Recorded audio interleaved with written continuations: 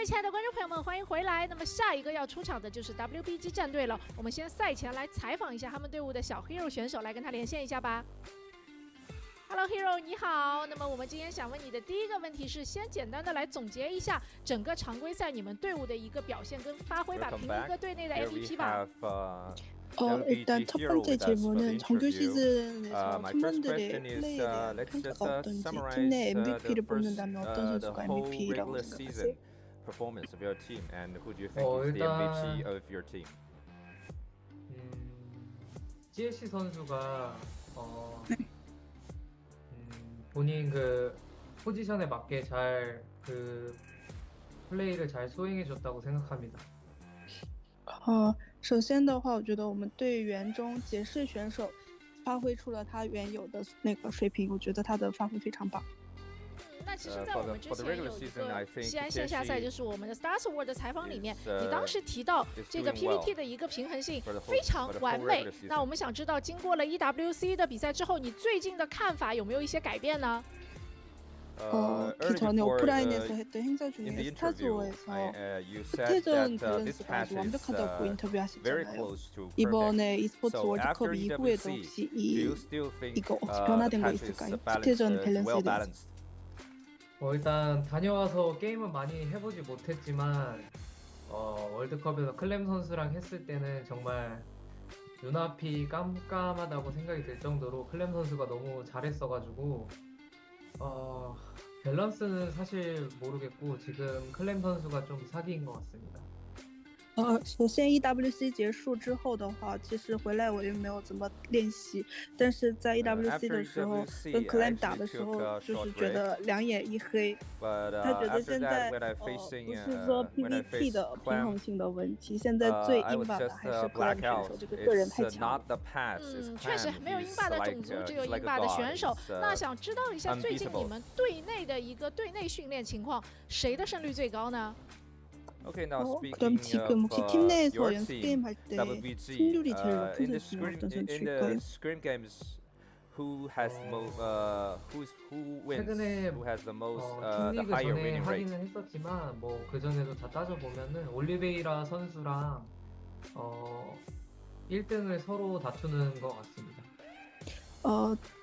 包括最近的 WTL 在内。 统计一下之前的训练赛的话，感觉李佩南跟我的就是胜率是比较算高的，就是排在1、2位。那也是希望你们能保持自己高胜率的一个好状态进行后面的比赛。那刚刚你说到的那个让你两眼一黑的选手，他从昨天打到今天1分都没有失啊！你感觉你们接下来就要面对他了，谁可以阻止 Clem 前进的步伐呢？ So till this day, 다음 Clem 상대 hasn't 팀이 lost 팀리퀴드인데 아까 얘기했다시피 눈앞이 깜깜하게 했다던 클램 who do you 선수가 think 소속된 in your 팀이에요. team 혹시 gonna stop 이번 Clem? 다음 상대에 대해서 어떻게 생각하시나요?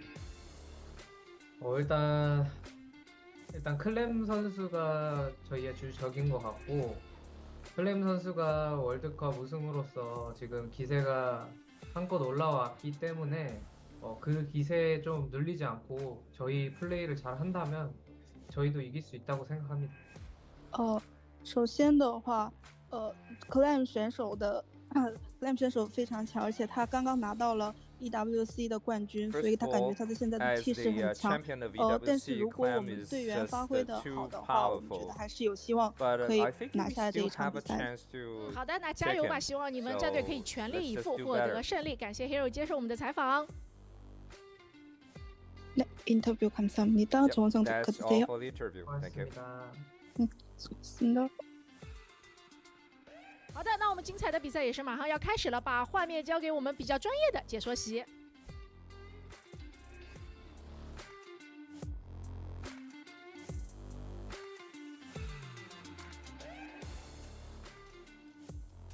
3, 2, and hold on. And welcome back, everyone. Welcome back. Ooh, oh my god. Hope you enjoyed that break. Hope you enjoyed that interview as well, as they did go over, of course, Hero and his upcoming matches. Of course, WBG as well. Great to hear from both Hero. Great to hear from Clem as well. And a big shout out to Practice X. Baby God, thank you so much for the raid. Hope you had a great stream. Hope you had a great ladder session. Welcome everyone to WTL, to World Team League 2024 Summer Contest, the playoffs day number 2. Oh boy, we just wrapped up with Shopify Rebellion versus Team Liquid. And Clem popped off. Clem, he popped off. He had an insane performance, not just against Shopify Rebellion, but also against Psystorm Gaming last night, or Psystorm Na'Vi last night as well. So some insane matches being held here. And now we're down to our second series of the evening. Second of 4, I guess. For those that are curious, we did see Practice X asking in the chat. This is a replay cast of day number 2's matches, and day 3 starts in like 3 hours time. In like 3 hours time, day 3 begins, and we'll be going right from this event, from this broadcast, into the next. Oh boy, so back-to-back broadcasts, back-to-back WTL is upon us, and we'll see what the starting players are going to be. Oh boy. That's the thing. That's of course the thing that we have on our minds.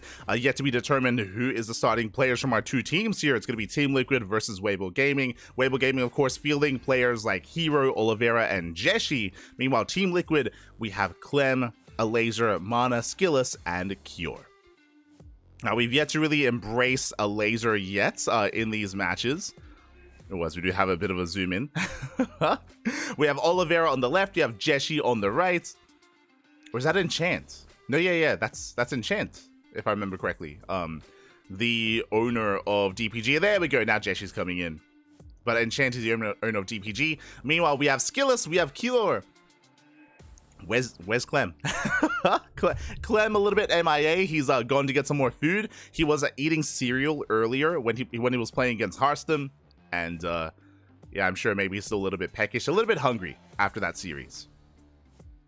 Now, as I mentioned before, I imagine that the rest of Team Liquid are going to be stepping in to help support. They don't want Clem to carry everything on his shoulders, so we'll see if we start off with SKillous or Cure this time. We'll keep an eye on Team Liquid. Meanwhile, we have our starting players. Okay, oh my god, the TVT! I was not quite expecting this already, but here we go. Cure and Oliveira. The TVTs will continue. Earlier today, we were, of course, featuring Cure versus Bjorn. We featured Bjorn versus Clem. And now Cure versus Oliveira. Oh boy, the TVTs do continue. And we're getting ready for Game 1. Game 1 is going to be on Site Delta.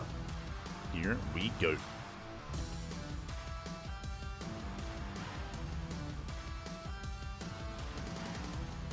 Here we go. As a reminder, this is a best of 2. The way this format works, if either player 2-0s the opposing player, then they will stay on, and the losing team has to replace their player. Meanwhile, if it's a 1-1 scoreline, the players knock each other out. Oh boy, so we're looking for 2 zeros. If it's 1-1, then both teams will have to field fresh players. And we're jumping on in. Do you need a moment to set up the Twitch title as well?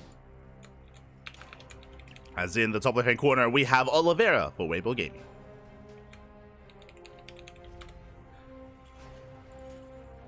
Okay, to have that title set up. In the bottom right, we have Cure for Team Liquid. We have another TVT on Site Delta. Again, we've been covering a lot of TVTs already tonight. And, ooh, it looks like we might have a technical issue here. Whether it's hotkeys, whether it's some latency. It looks like there is a bit of a pause. All good. Just hoping to resolve those issues.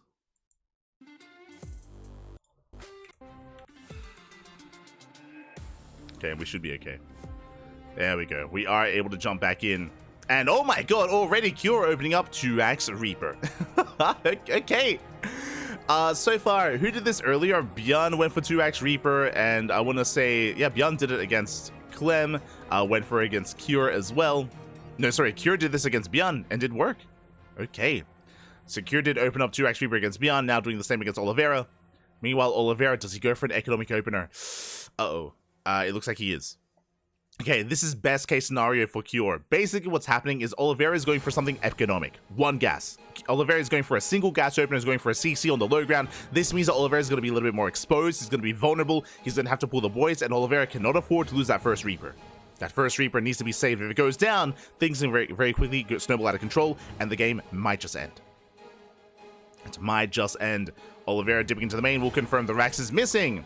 The Rax is nowhere to be found. Bunkers on the way. Nice read out of Oliveira. No chances. Doesn't take any chances, doesn't take any risks. And there's a factory in production as well. So despite the single gas opener, second bunker as well. Oh my god, Oliveira reacting very hard to this. So a very strong reaction. Cure dips in and will confirm what's going on. He will spot the bunkers. He will spot the boys being pulled. Will gets one SCV. Oh, barely does not. Ah, there we go. One SCV does go down. And Cure is going to be forced out of the main base. And the question becomes, does Cure commit or does he transition? I mean, with these bunkers finishing up, he will find another SCV. Okay, 2 SCVs going down. Not bad. And there it is. Factory is now on the way. Cure is going to try to rotate and try to transition out of this. Now, what's important is that because Oliveira started up the factory, Oliveira does not have a lead when it comes to the CC. Oliveira, he skipped the command center. And Cure, he's into the main. He does slip in. Bypasses the bunkers. Boys are being pulled. SCVs are going down. Cure getting a lot of damage done. Does get 5 SCVs, takes down the Reaper, and he will be able to get the hell out of here. Does rotate out. The bunker is empty. He can keep going. Oh no, he can't get the Marines!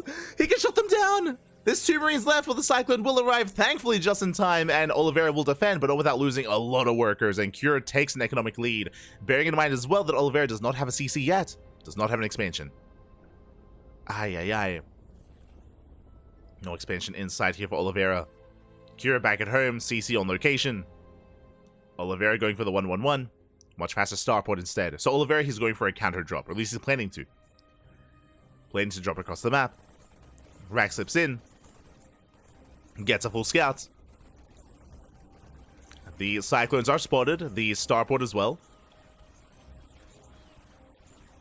I mean, the starport was spotted earlier. And once again, Cure bypassing the main army, going for the main. Oh, not quite. Does pull away. Does confirm the CC on the high ground, so Cure is aware that Oliveira is not going for one base all in. But Cure is ahead in the economy. Up in workers, faster command center. Now we'll see if Cure can survive the counterattack. As here comes the medevac, and here comes... Ooh. I was gonna say the Cyclone drop. Never mind. Okay, the medevac is moving out. The medevac is empty. Rax will confirm everything. Does spot the 1-1-1. Does spot the tank production as well. But Oliveira only moving out with the medevac to scout. Okay, interesting move. Is moving into scout. Meanwhile, Cure going for his own drop across the map. We'll see what Oliveira can get done. As Cure doesn't flinch, he commits with the drop. But this also means that Oliveira has those Cyclones to defend back at home. As he does threaten a drop towards the natural. Cure, again, is going to be fine. Does respond. Has offensive Cyclones. Raven's now on the way. And Cure, he's going for the main base. He's going for the mineral line. I'll slip in. And we'll catch a handful of SCVs.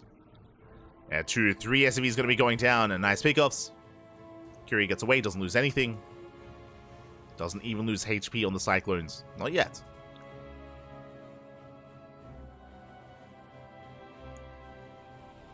Likewise, both Oliveira and Cure, they throw down third CCs. They're building up even further. Cure has a third command center on the way. And so does Oliveira. Meanwhile, the third base is going to be delayed. Oh, just barely! It's going to be delayed. Nice snipe on the SCV. Raven taking some damage. And from here, both players are calming down. Despite the aggressive start from Cure, despite the initial proxy 2 racks, they're calming down, settling in, and working towards a longer game.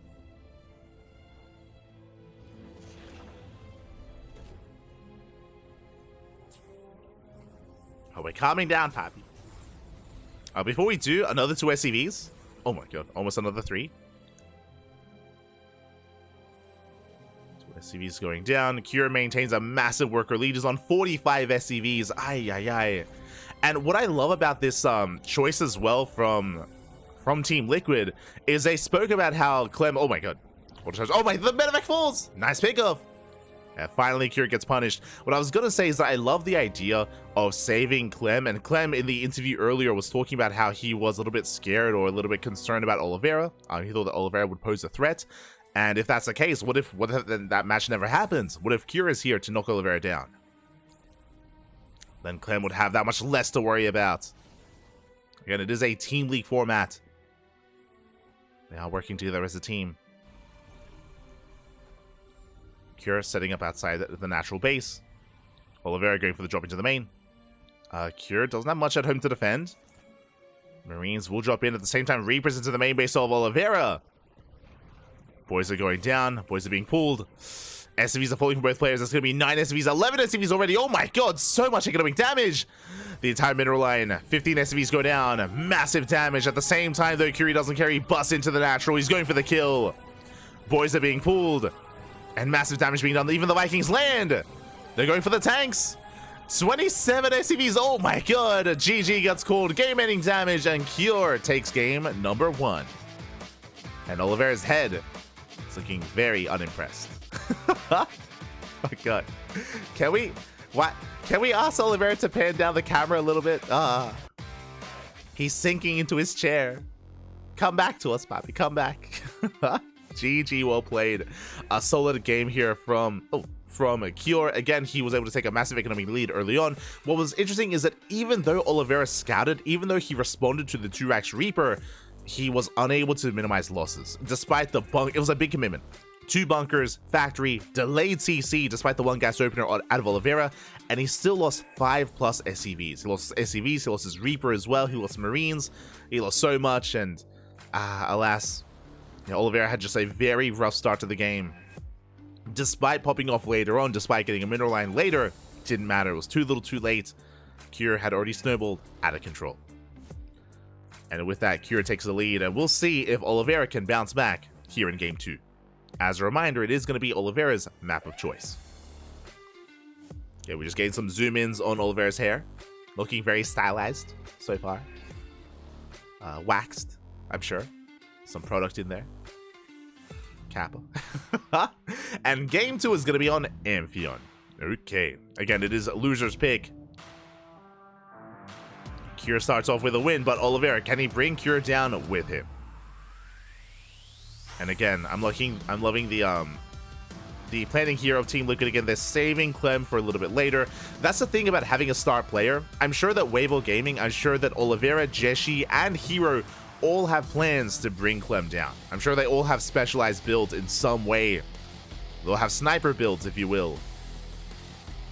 So it's on Team Liquid to protect Clem from those builds. And here we go. We have in the bottom of the head corner, we have Oliveira for Weibo Gaming. And in the top left, we have Cure for Team Liquid. Again, Cure is a beast in his own right. Clem might be the star player. He might be the best player in the world. But Cure, not too shabby himself, is stepping in, is stepping up. And does take a lead for his team.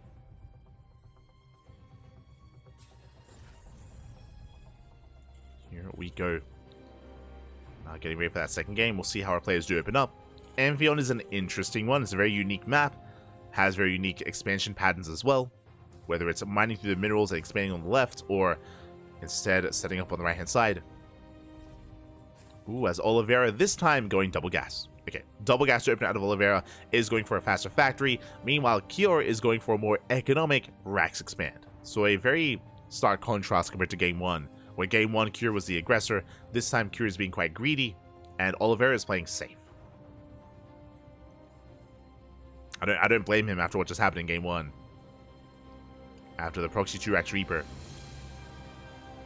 It's a very safe start from Oliveira, going to a faster factory. Technically, this could lead into a 1-base all-in. We have seen Oliveira 1-base all-in before in TVT, but it's very rare. So I'm not really too reliant on that. Don't really see that happening. There's a factory on the way. Cure going for the CC on the low ground. And we'll see where we go from here. Oliveira has options. He could go Reactor Reaper Hellion, could go into Cyclone Drop, even a bit of a more kitchen sink kind of Widowmine Drop opener as well. There are options. Something that's quite prevalent in TVT that we haven't seen today at all, actually, is something like a 2-base 2-port all-in. Was very prevalent during EWC.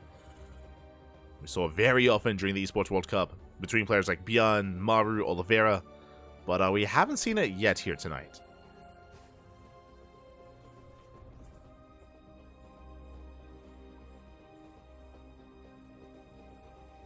have yet to embrace it. Again, Kira still rallying back at home. Oliveira getting to his 1-1-1. Starport now on the way, working towards drop play. We can see that Oliveira did not go Reactor Reaper Hellion, is going for Cyclones, and getting ready, I imagine, for a Cyclone drop. Okay, so we're calming things down, and we're settling in. We go.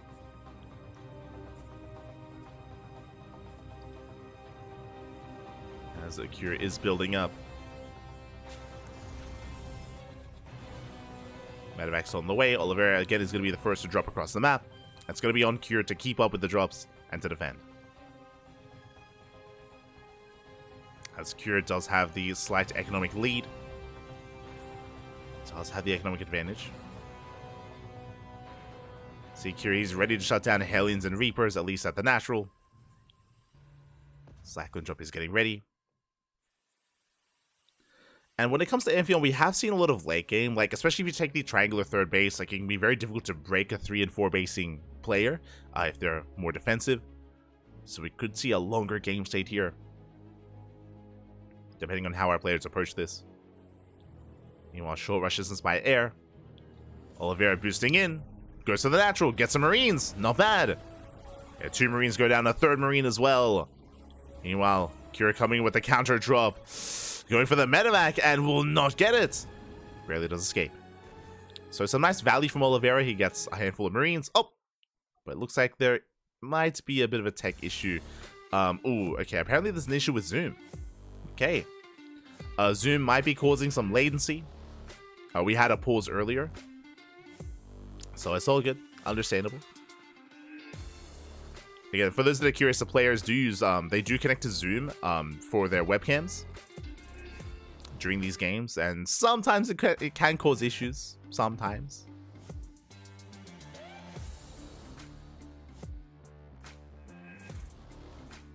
Shout out to WTL, to SE Boy for allowing for this to happen. You know, the player cams, I should say. It's not something that we see too often in online events. I do appreciate it.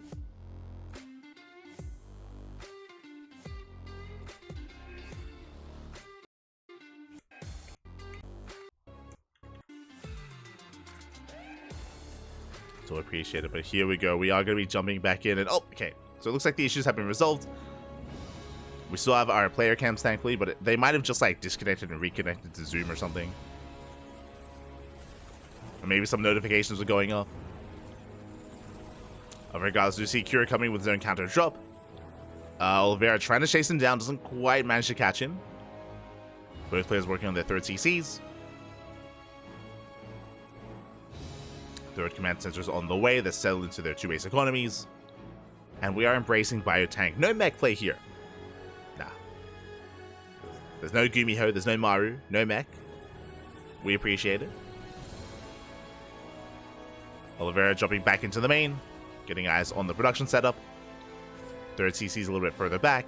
Skin is the main miss as well, gets eyes on the production as well. So both players just keeping tabs on each other.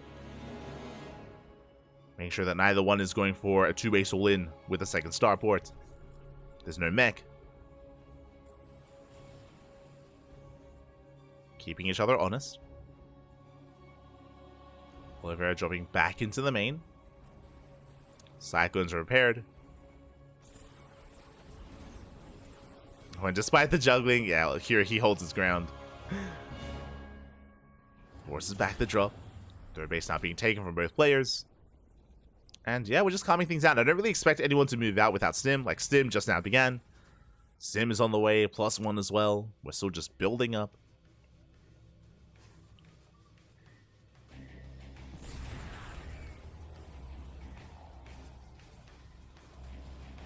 Alright, getting there.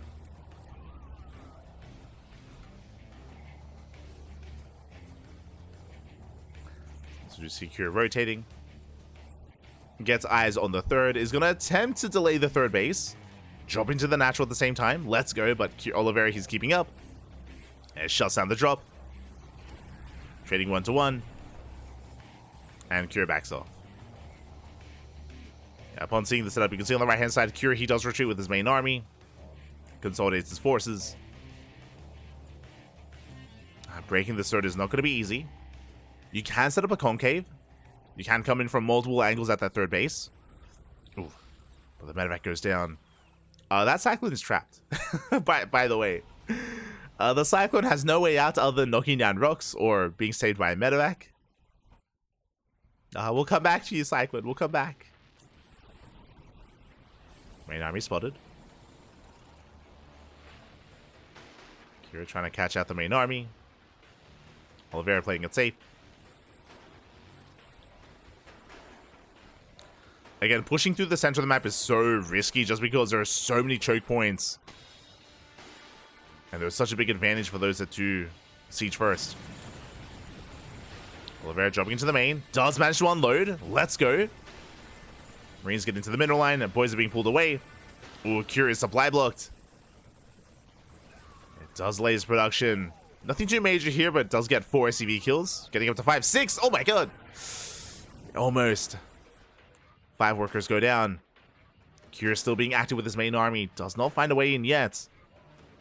Looks like he's hoping to try to catch Oliveira as he's moving out, but Oliveira has been quite defensive here. Has been holding back. 2-2s on the horizon. Hopefully Oliveira does start a +2 attack soon. Yeah, the observer does notice. We're waiting for +2. I'm sure we'll get there. Kira going for the mass disable. The counter disables here from Oliveira. Disables every single tank. Oh my god. Kira is being completely shut down. And Oliveira doesn't lose a single tank himself. A massive win for Oliveira. And Kira's in trouble. Kira, he has to pull back. Losing, what was that? 5 tanks? 5 tanks went down. And now it's time to counterattack. Now it's finally time to move out. Kira getting punished for being a little bit too assertive, a little bit too aggressive out on the map. Gets caught out. Now here comes Oliveira. Still a Raven, full of energy as well. Still has disables. One wrong fight, one wrong move. One failed push, and that can be it. Oliveira headed towards the 4CC. Is going to bring it down. No escape. It's going to be a kill. And again, Oliveira can keep going. There's only 2 tanks to defend. Sorry, now getting up to 3. Massive missile does connect. Likewise on Oliveira as well. And here come the disables! Yeah, every tank once again. And Oliveira, he's going to snowball out of control. Massive tank volleys going off. Boys are being pulled. And it looks like Kira might be able to break out of this. But again, these trades are brutal. Losing every single SCV. And he will barely get the tank. Viking's going to be landing. They could have landed earlier, is what I will say. Definitely landed earlier, but that's 20 SCV kills. And Oliveira still maintains a supply lead. An army supply lead, and an economic lead as well. Up in workers, up in army, up on bases. And the pressure is on Cure.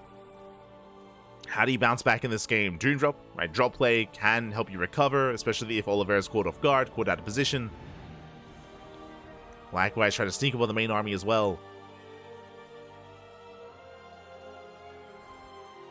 Otherwise, Cure could try to turtle and try to hope that maybe Oliveira takes bad fights into Cure. There are some options. But neither one is easy. As Oliveira throws down extra starports.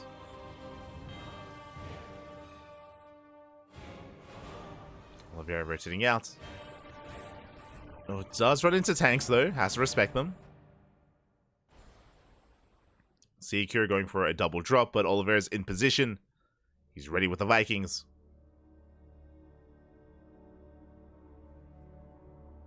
He's lying in wait. And Cure, I believe he spots the Vikings. Yeah, he spots them. Yeah, we'll pull away. Thankfully. What happened to that one Cyclone?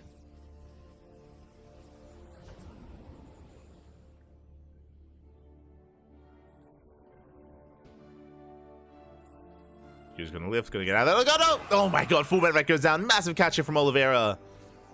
Very nice movement. Shuts down the drop. Oliveira maxed out. He's maxed out. He's pushing across the map. And Cure, he needs the perfect engagement here to hold on. We're talking high ground, pre-sieged, catching the Ravens, if at all possible. Oliveira is the first to siege. 2 Ravens go down, no spells! Uh-oh. Not too bad here, Cure, he does take the fight! Shuts down the Marines, gets up the tanks as well, and oh my god, Cure, he's gonna clean this up. He shuts down the main army! Ay. Oliveira, big overextension. Again, he lost both Ravens at the start of the fight. Not a single spell was cast. And Cure, he's back in this. I mean, he's still down in economy, don't get me wrong. But the army supplies are even. And a lot of that supply is in Vikings for Oliveira. Ay. Cure, he's pushing forward. Oliveira in trouble. Having hard time keeping up. Doesn't rotate in time. Yeah, Curie goes for the siege. Denies the CC, can't be the production. Starports have to lift. And just like that, again, one wrong move, one bad fight. And Cure, he's back in this game. Kills the CC, going for the planetary. The Liberators have arrived. Oliveira making use of his air control. Not bad, forcing the unsiege. Tanks are going to be going down. Oh no, the tanks are too thick. 2 tanks full. Curie stems in, will pick off both of the Liberators, not bad. Both libs are sniped, but Cure, it looks like from here, going to keep on pushing forward, going for the planetary, getting within range. And I don't see how Oliveira saves this base. Coming with the Ravens. How many disables? 3 disables. Boys are being pulled. And Cure, he doesn't get on top of the tanks. Oliveira, he will clean this up, just barely. It's going to cost him SCVs, but he holds. And Oliveira, he could afford to lose some SCVs. He was ahead in workers. Still ahead in workers. Oliveira, he's surviving. He's holding. He's holding on. And suddenly Curie plummets in supply. Bearing in mind, because Curie had a low worker count for longer, because he was down in bases and down in economy, losing all those units, losing that army, is that much more brutal for Cure. He's having a harder time replacing this. Doesn't have a bank. Down on workers, down by 20. As Cure, he even picked up and landed the main base to expand. Cure is not giving up yet. Going for a Marine run by. Going for a counterattack. Hits the right-hand base. At the same time, Oliveira going for his own Doom drop on the left-hand side. Well, that's a lot of Doom. That's a lot of drops. No turrets. There's no ring of turrets in the main of Cure. The production is under fire. And Oliveira, he commits. Gonna be able to siege up. Can't be the production. Now, in a way, sure, Cure, he did evacuate the main base earlier, but the factories are falling. Massive pickoffs. And GG gets called. It's just too much. Oliveira, he goes for the kill move, the kill shot, and GG. Oliveira ties it up 1-1. GG, well played. Cure definitely had his moments where he almost brought it back. There was an insane fight that Cure took in the center of the map, but it was before that where Cure did overextend, where Cure was completely shut down, where he had lost 5 tanks to 0. That was the moment where Oliveira took so much momentum away from Cure and snowballed out of control from there. GG. GG, well played. With that, these are best of 2s, bear that in mind. So both Oliveira and Cure knock each other out. They knock each other out of the series. Oh. Listening in on some of the players. 要看对面是 SKillous 还是那个 Eraser 可能今天如果不打的话，解释上就比较好。 So it sounds like they try to discuss who is going to be their next opponent and who they try to snipe. They just mentioned a laser. I don't think a laser is going to come out. I mean, we'll see. 看他们两个想法 Is a possibility. 我都行。我看素这周打得挺好的，要不让书本上。素也觉得。书本觉得 SKillous 让你 PVP， 主要他上次 PV。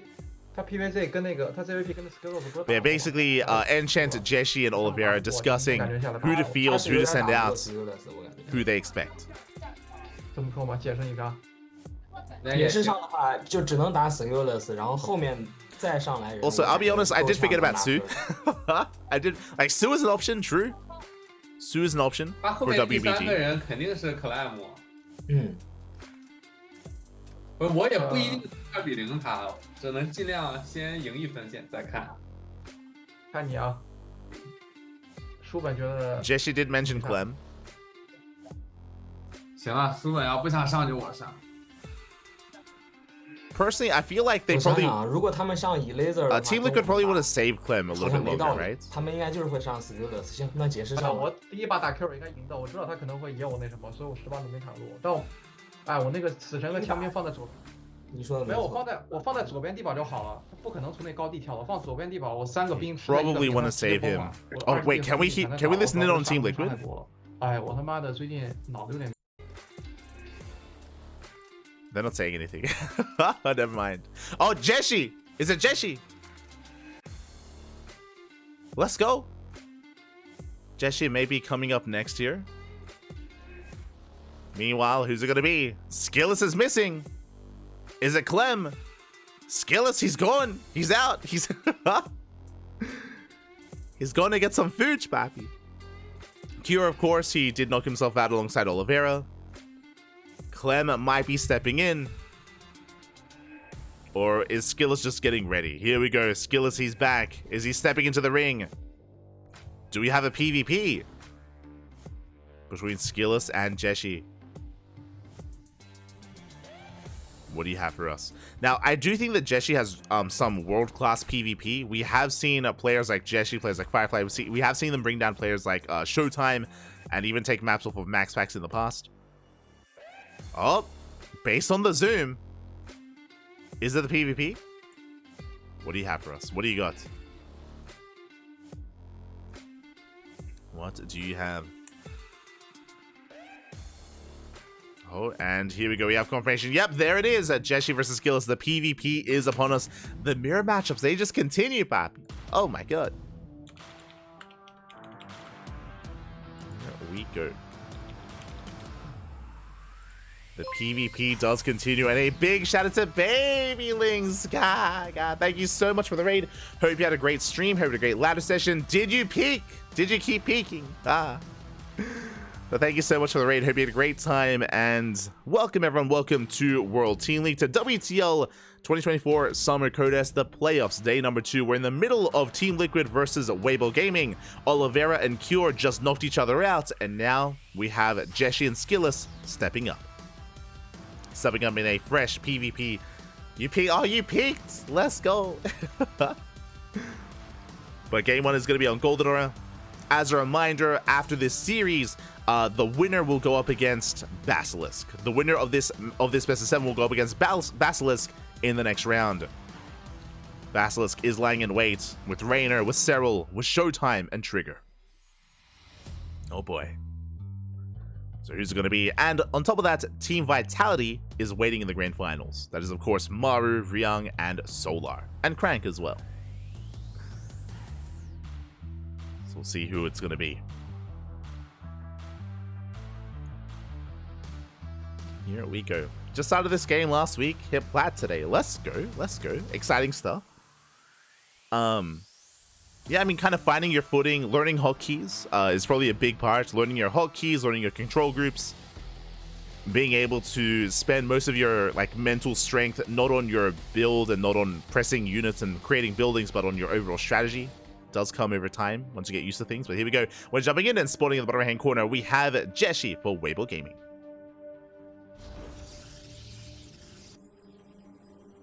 And in the top left, we have SKillous for Team Liquid. Let's go.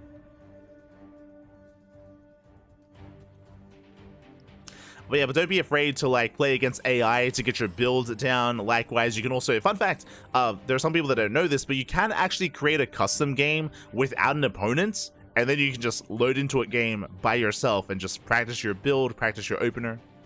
That is something that a lot of players do to warm up. It's just you open up an empty custom game and you just, get in. And warm up before a match, warm up before a ladder session.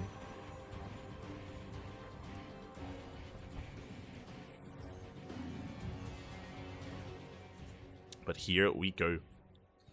We are getting to game number 1. For now, 2 gate openers. 2 gate opener out of Jieshi, 2 gate opener out of SKillous. So far, everything's looking standard. Everything's looking normal.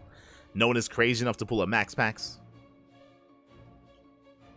No one is that crazy. Not yet. Probe scouts across the map, and we can see that neither player has gone for any kind of crazy proxy. There's no hidden pylon, no probe towards the fringe areas of the map. Everything so far looking as it should. And the players will now confirm. Probes zip in. Pylons are scouted. Everything's looking as it should. Now, I mentioned before that Jieshi, I feel like a lot of viewers don't really watch a lot of especially the Chinese players. I'm referring to Jieshi, Firefly, and Cyan, or now Lancer. And again, they've all been improving so much over the past year, and they more and more frequently take it to the best players in the world, whether it's the top Koreans, whether it's the top Europeans as well. So I do think that this is a hard best of 2 to call. I think personally I would go 1-1, but we'll see. We'll see if either one takes a lead here. For now, they're mirroring each other, actually. Okay, 2 gate openers, Stargate follow-ups from both players. Yeah, the mirror is real in more ways than one. As we do see, SKillous is the first to expand. Jieshi, not too far behind him, should be throwing down a Nexus momentarily. There we go, Nexus now on the way. Now, unfortunately, the initial probe scout did not get eyes on the tech of choice. Because of this, they actually are unaware that both players are opening up Stargate, otherwise we would see Phoenixes. If both Jieshi and SKillous were aware Phoenixes would be on the way, we can see SKillous is going Oracle first, Jieshi, Oracle as well. So a bit of a Spider-Man meme going on. Again, if either player had scouted each other's main base, then we should be seeing Phoenixes, but that is not the case. As Jieshi is dipping into the main, the Oracle is revealed. SKillous forces spend energy back at him to defend. Will get 1 Stalker, though. Not bad.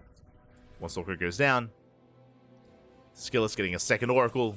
Ooh, never mind. Switching into a Phoenix. Meanwhile, Jieshi continuing his own Oracle production as well. Oracle making his way across the map towards the main. Jieshi throwing down his next tech structure. Getting into a Twilight Council. And SKillous is getting in position. Shield battery about to finish up. Phoenix on the way. Yeah, and the Oracle's going to be shut down. It's going to get 1 probe, but just the 1. Not worth it here. Jieshi gets shut down. And behind this, Jieshi even invested into the 2nd Oracle. This is brutal. A big investment into 2 Oracles and only 1 probe kill so far. And I'm not sure if we're going to get much more done. You can see SKillous is ready in the natural. 3 Stalkers in the natural. Phoenixes are marauding. They're out on the map. And the Oracle is denied. Phoenixes are making a beeline for the Oracle. They're looking for it. And they will find it. I don't know. Just a really rough start for Jieshi. Investment into the Stargate, into 2 Oracles. It gets completely cleaned up. And SKillous has map control. Has gained map control. Jieshi at least has Blink on the way. It is a slight advantage here for the blue Protoss. Does have a window where he has Blink and SKillous does not, but before then, SKillous has that air control. He's going for the mineral line.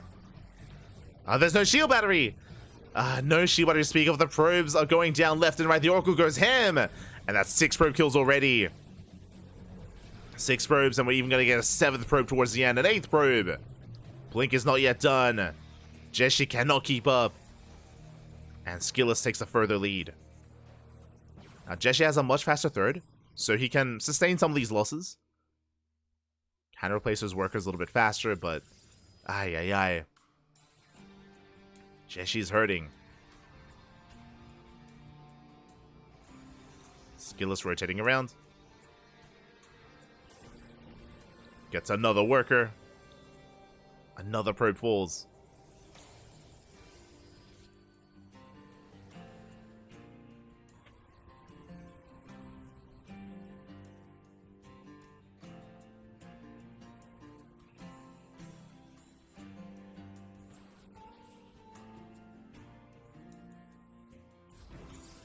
And behind this, oh, Jieshi, he's going for a bit of a gateway explosion. That's 4 extra gateways on the way.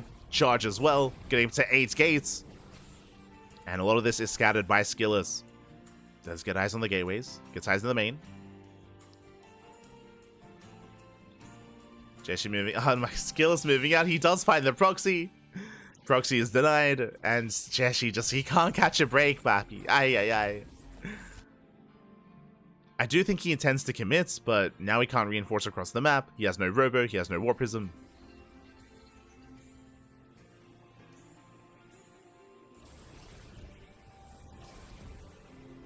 And he's just bleeding out too much back at home. Does have a bit of concave. We'll trade a little bit more efficiently here, but now forcing his way up the ramp. SKillous has numbers on his side.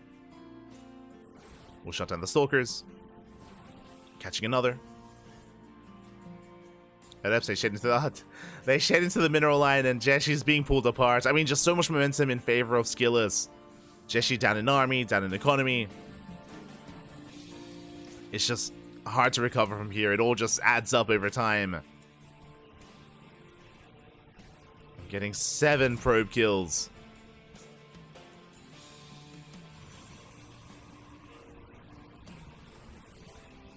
And here we go. It's going to be all or nothing. We have glaives on the way for SKillous. SKillous now going to turn things on its head and be the aggressor himself. SKillous has been harassing Jieshi to death.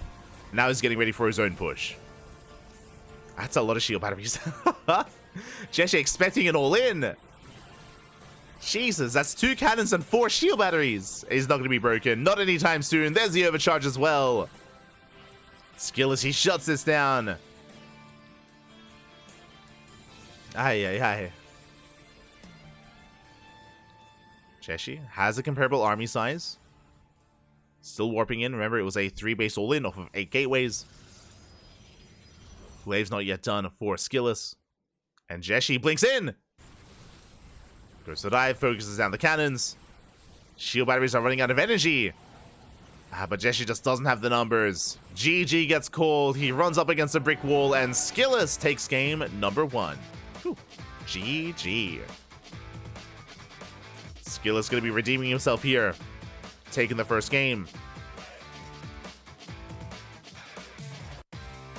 And now the pressure is on Weibo Gaming. Pressure's on Jieshi. Here we go. Again, as a reminder, because of the format, loser's pick. It is going to be loser's pick, and I want to believe that Jieshi, he has a plan in store for us here in game number 2. When it comes to game 1, it was heavily in favor of SKillous, but a lot of it did come down to the opener. A lot of it did come down to the fact that Jieshi opened up Stargate, double Oracle, and it did nothing. It killed 1 probe. One probe for a Stargate for 2 Oracles as well. Like, it was such an expensive trade, and it just wasn't worth it in the end for Jieshi, so he fell behind immediately, and very quickly everything snowballed out of control. Because of the failed Stargate Oracle play, it meant that suddenly SKillous had map control with Phoenixes, was able to snowball and get so many probe kills, get even more, and it just stacked up so quickly, so heavily. It was a brutal start. A brutal start for Jieshi. And we'll see. We'll see how he brings it back, and how he's able to stabilize. Here we go. The pressure is on. And we have our map of choice. Okay, we're going to be loading into Alkyone. Interesting. A very large map. Now, there's 2 different ways you can approach this map in PvP. On the one hand, it's very large, so this can lead into a longer game state, into a macro game where we settle into 3 and 4 bases and head into the mid game. On the flip side, because the map is so large, there's a lot of proxy locations. A lot of proxies, Pat. And here we go. In the top right-hand corner, we have Jieshi for Weibo Gaming. And in the bottom left, we have SKillous for Team Liquid. Here we go.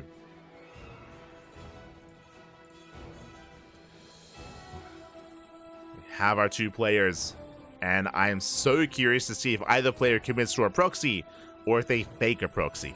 That's also another viable option here, is to go for a fake pylon out on the map to try to force an overreaction. SKillous already moving out. Sorry, Jieshi already moving out. Moving out across the map. trying to get a read on what's going on. Yeah, more concerned with scouting. Meanwhile, SKillous has no probe out on the map himself. So it looks like standard openers. 2 gate versus 2 gate.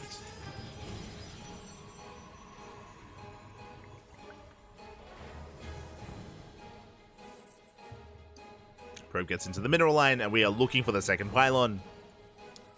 The pylon which should soon be thrown down.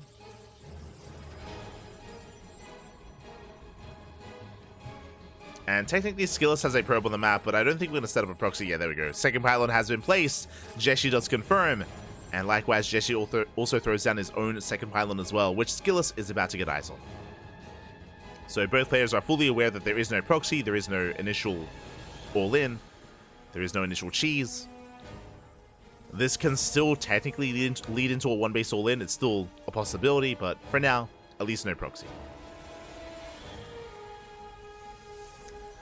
Both players can breathe easy and expand. Interesting. Jieshi cutting corners, going for a single sentry opener. You can see the sentry zealot, but the zealot is cancelled. But he does set up a stalker. Okay. Yeah, and there's a cancel once again, a faster nexus. So again, Jieshi going for a single unit opener is very greedy, very risky. But it does allow Jieshi to cut corners and be more economic. So faster expansion for Jieshi. Meanwhile, SKillous did make 2 units, 2 stalkers.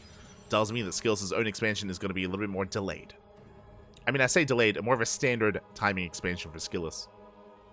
Oh. As he does delay even further, going for the Stargate. Interesting.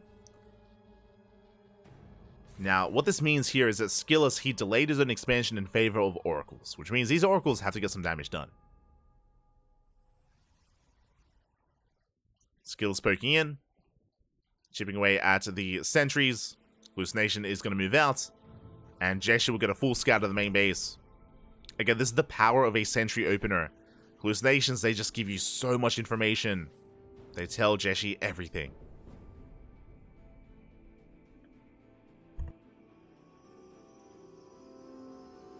And there we go. Hallucination tells Jieshi that, of course, the expansion is delayed, and the Stargate is done, and oracles are being produced. So now Jieshi is getting ready in the main base. Rotating over. Soon to be a shield battery, stalkers as well. Jieshi is getting ready. Meanwhile, SKillous following this up with a Twilight Council into Blink. There's that shield battery on the way for the Blue Protoss.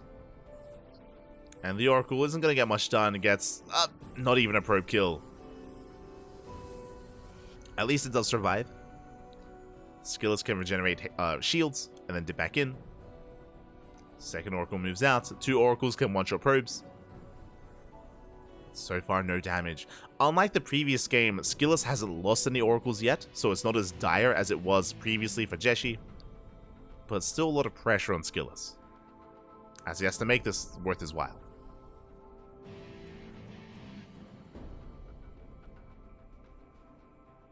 The Oracles do dip in. Stalker's out of position. 2 probes go down. 3 probes even. Not bad. 3 probe kills. Bearing in mind as well that Jieshi did not go for a Twilight Council, went for a Robo follow-up. So Jeshi's building up Immortals, not Blink Stalkers. So Jeshi's going to have a more robust army with Mass Immortal. Meanwhile, SKillous will have a lot more micro potential, a lot more maneuverability with Blink Stalkers instead. With those Mass Blink Stalkers. The Oracle, oh, the Oracle does get shut down. Yeah, we do get the reaction shot from SKillous. Not too happy about that. 1 Oracle does fall. Jieshi throwing down extra gateways. Going for the Prism, is going for a bit of an earlier move out. Okay. I mean, Blink isn't done for SKillous. Yeah, he's a bit in trouble. He's setting up. Shield batteries are on the way.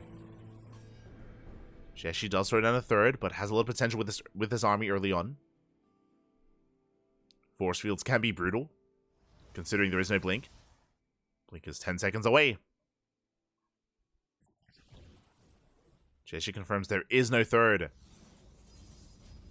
He does warp in on the front lines. Remember, Jeshi's taking economic advantage behind this. Has his 3rd on location. Army poking in the stasis. Oof. Is spotted. Oh, the Observer, the Hero Observer from Jieshi. Takes out the Stasis. Let's go. Third shield battery on the way. Fourth shield battery on the way as well. SKillous contained on 2 bases. Little does he know, Jieshi is expanding.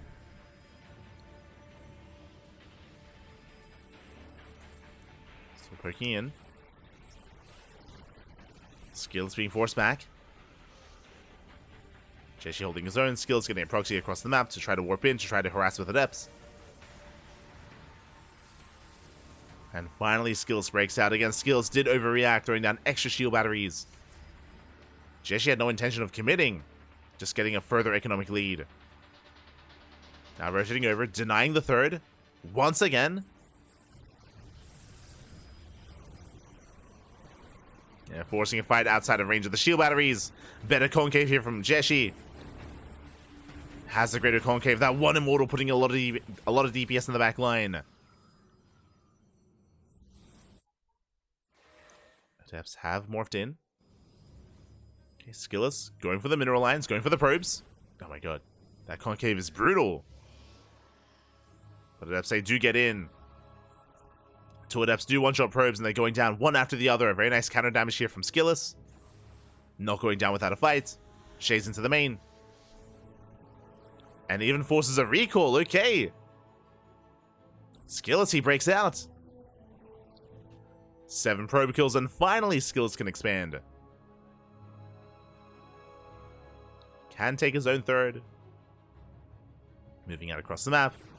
Charge on the way, sniping some stalkers. Yeah, SKillous does have the greater stalker army. Uh-oh, and where are the shield batteries? They're not ready. They're not ready yet. But Jieshi has the concave, he has the ramp. Has defense advantage. Jieshi will hold. Oh my god. Very tense moment. But he will hold on, but SKillous, alas, still stuck on 2 bases. Still no expansion.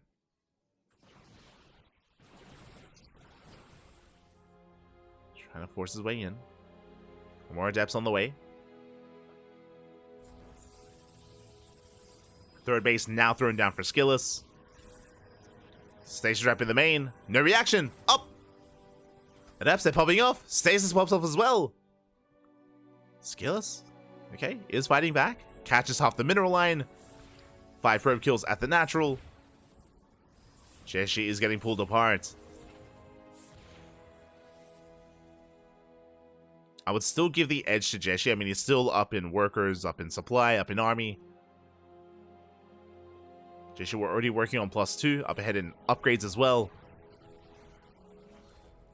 SKillous, he's trying to find a way back into this. Alas, Zealot drop into the main. A warp in as well, forces a recall. And Jieshi's breaking out, and he has an overwhelming army. Mass Blink Stalker, Immortals as well, he has +1. And SKillous cannot keep up. GG gets caught, he was stuck on 2 bases for far too long, and Jieshi takes the 1-1. GG. With that, Jieshi and SKillous, they do take each other out. And that means it's time for the ace players to face off. Let's go. You know what that means. Up next should be Clem versus Hero. Oh my god. GG, well played. Again, SKillous, he was just contained on 2 bases for far too long. He overreacted initially. He thought it was an all-in. We saw that it was anything but an all-in, and he was just stuck, contained on 2 bases for far too long. We saw that Jieshi was able to take a third, able to take a greater economic lead, took a +1, took a faster forge, and was able to snowball out of control. SKillous, by the time he broke out, it was too late. It was too little too late. And with that, we have 1 player left for both teams. It has to be Hero and Clem. No shot is anything else. Give us the TVP. Give back.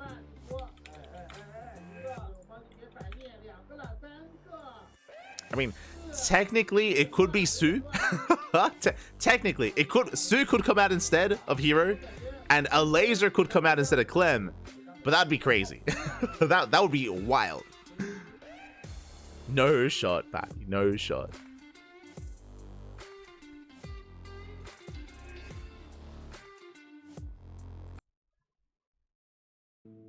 And here we go. Here we go. We have the ace players. We have the final 2 players from our teams. From Team Liquid and Weibo Gaming, it is Hero and Clem. Of course it is. there was never any doubt. Never any doubt, man. Here we go. Clem, of course, the best player in the world, the reigning world champion. And Hero, the best Protoss in the world himself, looking to step up and achieve what Max Packs failed to do. Again, Clem 3-0'd Max Packs earlier in day 1 of WTL. We'll see if Hero can fare better. We shall see.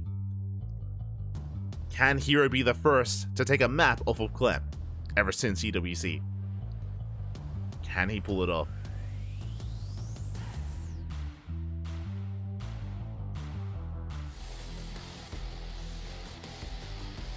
Here we go. We are going to be jumping in. We have our map of choice. Huh. And we're getting into our best of 2. And spawning in the bottom head corner, we have a Hero for Weibo Gaming.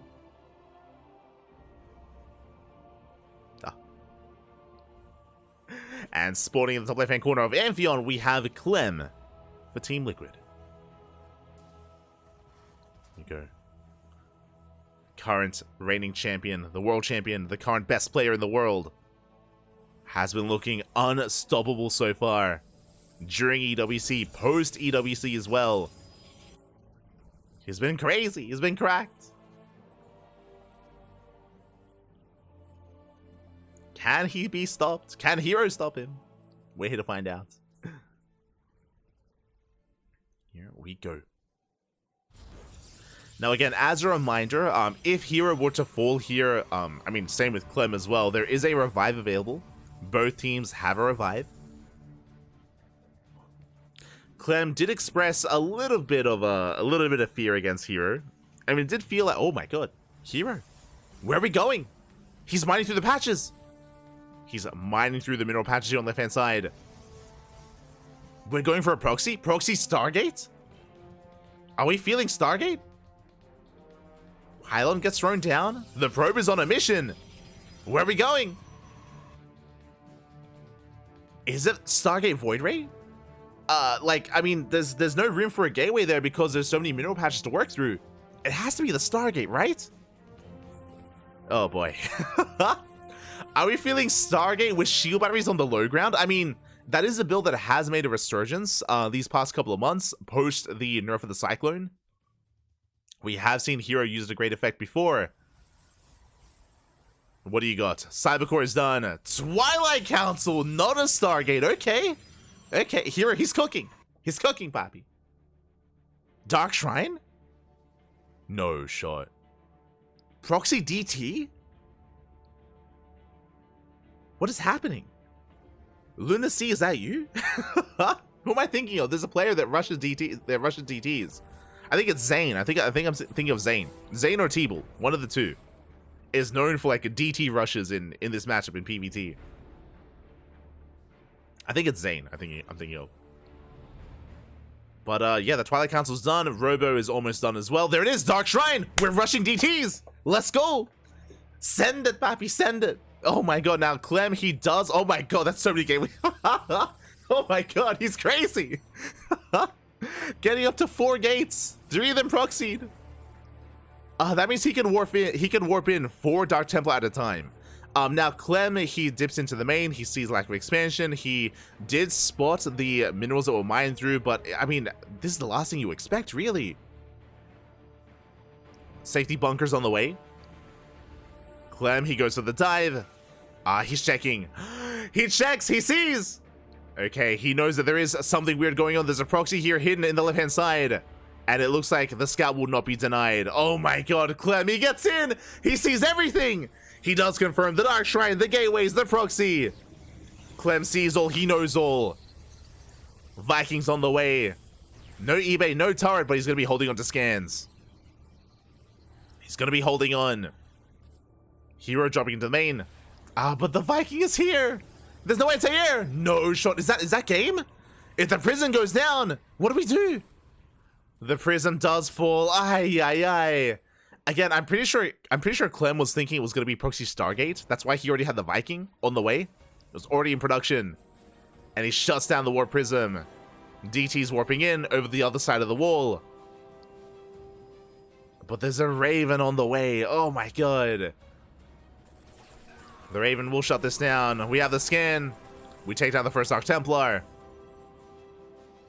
And what can he... He's stuck. He's just stuck on this side of the wall. Prism has been rebuilt. War Prism is coming in. But again, there's the Viking. There's no anti-air. Honestly, the Viking could just target down the Prism. There's nothing to stop it. Yeah, he's just going to chase him down. There's nothing to stop the Viking. Nothing shoots up. Not like this. The pylon falls as well. Oh no. And you can see Hero shake his head on cams. It's an unfortunate game state. GG gets called. And Clem, he survives the chaos that is Hero. What the hell did we just see? GG. GG, well played. Clem takes game number 1. That was a wild game. That was crazy. Oh my god. Not quite what I was expecting. Not at all. Ay, ay, ay. GG. With that, Clem takes the lead and is 1 game away from knocking Hero down and knocking him out. Again, I'm pretty sure Clem was, because if you recall, he had scouted the lack of expansion, he had scouted just the lack of anything in the main, so he had already started the Viking. I'm pretty sure he was getting ready for a proxy Stargate. I'm pretty sure he was getting ready for Void Rays. Alas, he was able to confirm anyway. The Reaper dove past the ramp, past the Adept, in towards that proxy location, and Clem completely shut it down. It was a cheeky move out of Hero. Very cheeky, but alas, not meant to be. And now we're getting ready for game number 2. Oh boy, it's going to be Hero's map of choice. Now, what I will say, so far in this match, we've had non-stop 1-1s. Kira and Oliveira, 1-1. SKillous and Jieshi, 1-1 as well. Can Hero knock Clem down along with him? Can he bring him down with him? I want to believe Hero can. Like, if anyone's going to stop a Clem, especially in this matchup, I do think Hero has the best chance. He's a very aggressive, very chaotic player. And here we go. Game 2 is going to be on Oceanborn. Whew. Let's go. I saw in the chat, the champ is hungry. True, true. No. What did I just wake up to? Oh, good morning, Iceland. Good morning. Just in time for the chaos, papi. Ah, it's beautiful. Jesus, we've been live for 5 hours already. 5 hours. Ah. Let's go.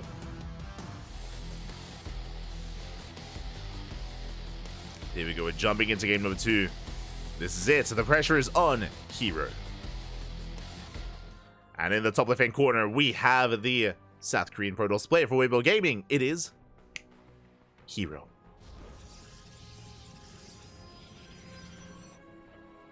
And in the bottom right-hand corner, we have the French Terran for Team Liquid. It is Clem, the world champion himself. Let's go. Again, we had a wild build out of Hero in game 1. And what does he have in store for us here in game number 2? Let's take a moment. Let's take a breath. Calm down. What do you have for us? Likewise, I'm curious if Clem goes for a safe opener. There it is, double gas. Double gas from Clem is going for a faster factory. Very safe opener here from our Terran player. Makes sense, especially after what happened in game 1. Clem, he's not taking any chances. No chances against Hero. Going for the faster factory into a delayed CC. Meanwhile, Hero, what does he go for? It's hard to call. He embraces Twilight Council play, Robo, Stargate as well. Hero, he's willing to do it all. Even go for a 1-base all-in like we just saw. It's crazy. It's a disaster, Pappy. A little bit. Hero, meanwhile, standard opener, going for the gate cyber expand. This time, nothing crazy. This time, no proxy, no 1-base all-in. Hero is going for a standard opener, at least. We'll see if it leads to a standard game.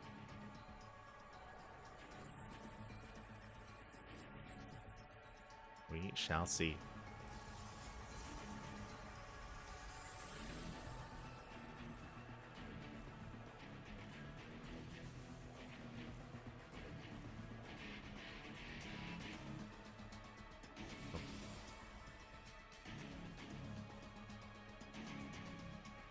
Do have Clem getting across the map.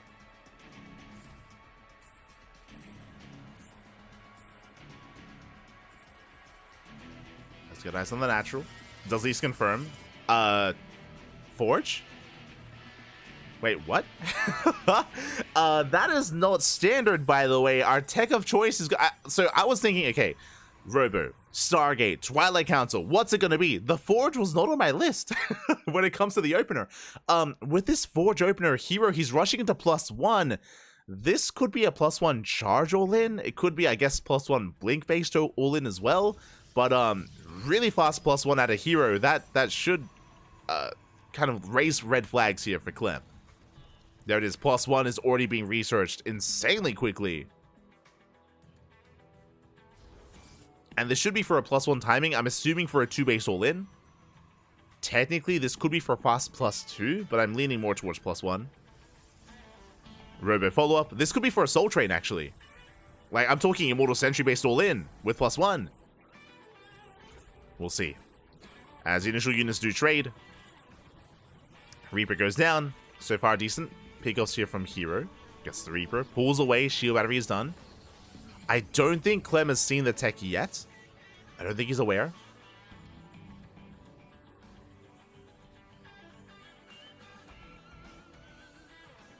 As Hero does fight for map control, forcing Clem back. Wouldn't mind being set up. And +1 is halfway done already. Now, I was assuming we would be getting into Immortal production, but no Immortal yet. Okay, interesting.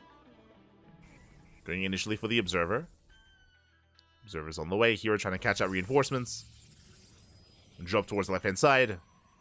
Hero's in position. And we can see Clem is building up towards Tank Raven. Nice force field, picking up Marines. Force field does deny any reinforcements, but it looks like the Cyclones can hold their own. And Hero is forced back. Sentry did fall. Okay. So this looks like +2. So really fast +1 into a Robo, into a Bay, into Colossus, and this should be a +2 timing here from Hero. But just really fast upgrades, really fast +2. Okay, it's all coming together. It's all pieced together here by Hero. Wintermine drop into the main. The Wintermines. Oh no! Oh my god. Whew. Takes down the Stalker. Another shot's gonna go off. The probes! No! They came back too soon! 9 probes go down! Hero! Not like this! He came back a little bit too soon, and that's a massive mine shot. And what's terrifying is that there's still 1 mine left. There's a Wintermine that was saved in the medevac in the top left-hand corner of the map. Clem ready to come back in. Meanwhile, Colossus are building up. Oh, the medevac is going to be shut down. Barely not does boost away. Oh my god. Clem, calm down. Hero, he wants it. He wants the medevac. Doesn't quite get it. Medevac is pinned back, but still alive, still does pose a threat. Meanwhile, Clem moving out. Got his bio army, he's got his tank. The Observer is spotted. And Clem is going to chase it down.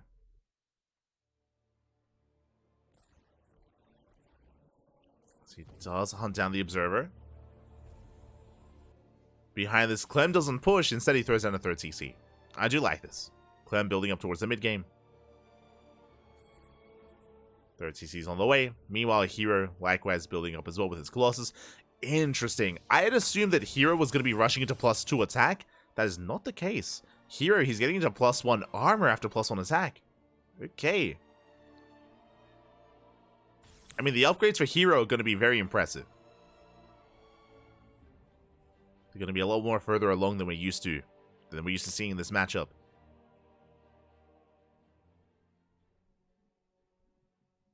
As both armies are in position, trying to catch out the other, moving out. Scouting probe.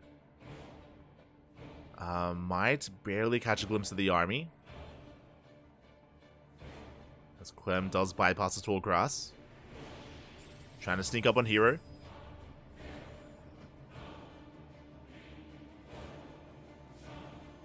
At least attempting to. And Clem is dropping in towards that base, towards the natural. And the tank sees it within range of the gas geyser. Gas is under fire. The rover somewhat under threat as well. And Clem dropping in, going for the shield battery. Does shut it down. A really awkward position for Hero. Does force the pick up. But Clem's not done. Double drop on the right hand side as well. The Widowmine comes back in. No, he's back. No. The mine shot. Ooh, getting one probe. Okay. Could have been so much worse. One more probe goes down. Widowmine gets cleaned up. Clem going for the double drop on the right hand side. Will delay the expansion. Can he get the Colossus? He wants it. He does want it, but alas, with the shield battery, we shouldn't be able to get it. Instead, the shield battery itself does go down. And Hero defends. Hero, he's holding onto his 3-base setup. Plus 2 attackers on the way. Getting into 2-2 even. Heavy upgrades for Hero. As the observer's pointing out. 2-2 on the way. Hero's 4th base is denied. But has built up quite an army. They're going to be going for the dive. Gets a tank, gets both tanks even. Both tanks go down, but the Colossus are exposed. And there's not enough support, not enough Colossus, sorry, not enough Stalkers or Zealots. 2 Colossus go down. And Clem, he's broken through. He's broken the back of Hero. 2-2 is still not done. That was the timing the Hero was going for. And he's barely not there. Going for the final Colossus, it goes down as well. And Clem, he's snowballing out of control. He breaks through the main army, breaks into the natural as well. Boys are being pulled. And this is game-ending damage. This is just far too much already. As Hero's main army does crumble. Another Colossus about to pop out, but we're came to the production. And here come the reinforcements. Clem cannot be stopped. He's crazy. I mean, he was on fire during EWC and on fire here as well. Not dropping a single map so far. Against the best teams and the best players in the world. And that streak will continue. Hero sighing on cams. The boys are being pulled. 19 workers go down. And Clem has done it. He has broken through. GG gets called. Clem will take the 2-0. Still undefeated. GG.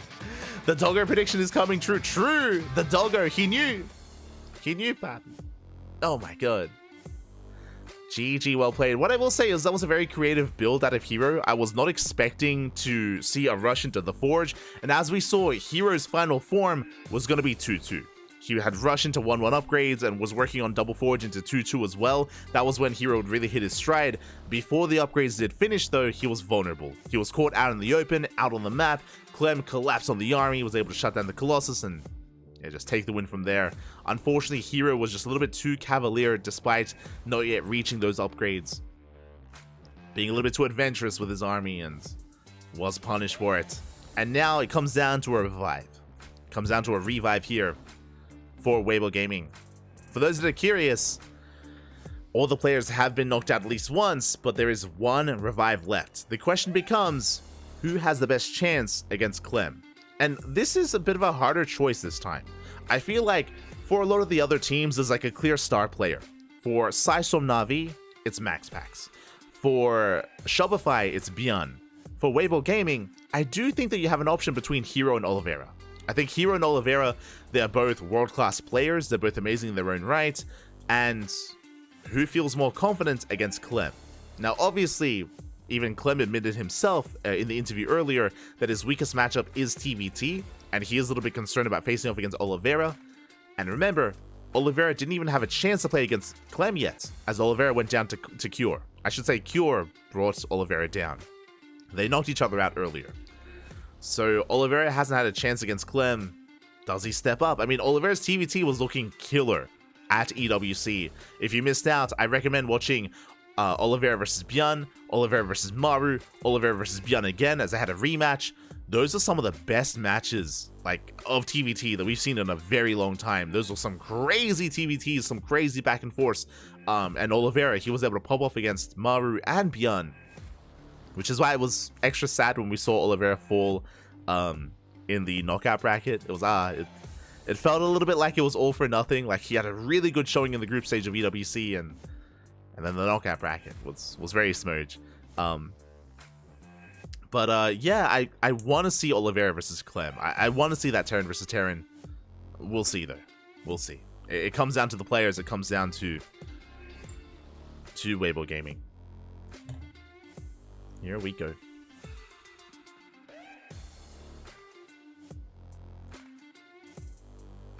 Making Oliveira. Yeah. I mean, we were doing the we were co-streaming. We were co-streaming at the time. That was my biggest criticism of EWC. I was not fond of the losers interviews.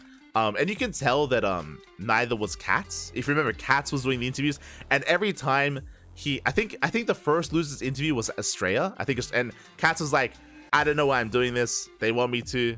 Estrella, how do you feel? Like even Katz was like transparent. He's like, I don't know why we're doing losers interviews. It's kind of weird. I don't like it, but they want me to. So like even Katz was expressing that he wasn't comfortable with it. But it was, EWC wanted it, which was really weird.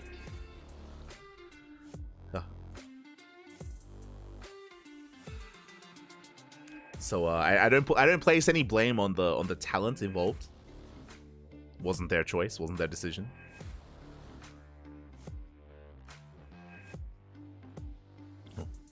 But here we go. We are still waiting for the player pick.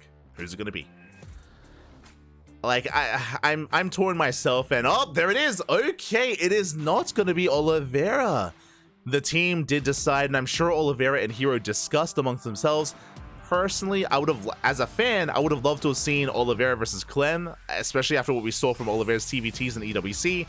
But no, Hero is revived. Hero wants another chance. Hero wants another opportunity. He wants that Clem on Dynasty. Let's go. Let's go, Papi. Hero, he believes he can bring it back. And I believe in Hero. Okay. I mean, Dynasty is a wild map to begin with. Bear that in mind. It is a crazy map here to try to bring it back. And I'm curious what build Hero has planned. Every game so far, it's been quirky, right? We had Hero go for the proxy one base DT all in game 1. Then in game 2, we had Hero go for the fast forge into fast 2-2. Here in game 3, the hell does Hero have planned next? What's it gonna be? What is it gonna be?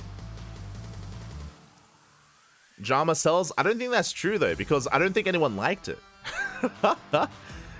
Jama Cells, that would be if people were into it, but no, I feel like EWC, they got more criticism more than anything from that. So yeah, I don't know, Papi, I don't know.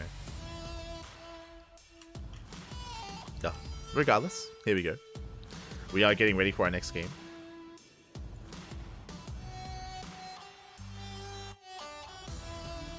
The light on Hero's head is powerful, yes.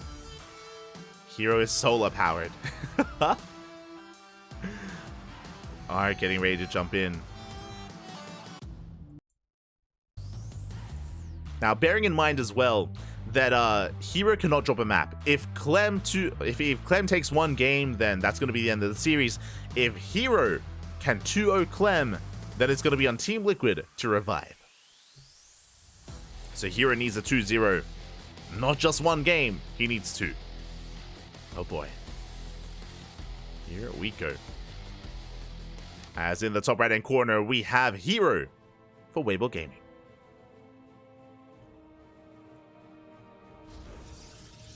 And spawning in the bottom left hand corner, we have the French Terran player, the Red Terran for Team Liquid, Clem. Here we go.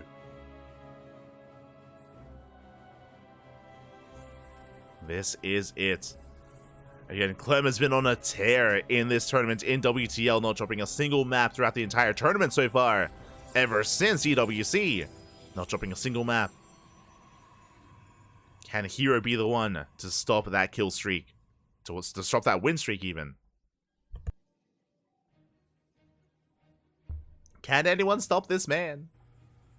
For now, double gas. Makes sense. Double gas opener out of Clem. Very safe start. Going for the faster factory. Not going for an economic opener. And we'll see if either player tries to rush into the gold. It looks like Hero is. Okay, Hero, he's headed towards the gold base. He's going to take it on the other side of the wall. Now, this does often lead into an all-in. Oh, never mind. Okay, scouting for proxies. I assumed it was going to be for the expand, but no, that is not the case. Maybe it will, yeah, maybe it'll still lead into it. Okay. Here, he scouts first, checking for proxies, and then he expands. Now, the reason why you take the gold on this side of the wall is because it's more secure. If you take it at the more standard, in the more standard expansion pattern, it does mean that the mineral line is exposed to Hellions and Reapers and range-based units, and it's very difficult to defend. But if you take it here on the left-hand side, the mineral line is more secure. The downside, though, is that the base itself is isolated. The base itself is very isolated compared to the secondary base of here, compared to the main. So Clem can abuse this, and Clem can punish this. This is also typically why, if a player were to expand in such a fashion, it leads into an all-in, not into a longer standard game, as they take advantage of the high-yield gas and the high-yield minerals. Meanwhile, the Reaper does scout, does confirm, and does get eyes on the expansion. Getting some free damage dealt on the shield battery, not bad. The probe is hidden. Oh! The probe! Suck it in! The probe does just wedge itself up against the wall, and the Reaper doesn't notice. Shield battery is done, and the probe is safe. Whew. Okay. Very nicely done here by Hero. I mean, the shield battery does take a lot of damage, but the probe does survive.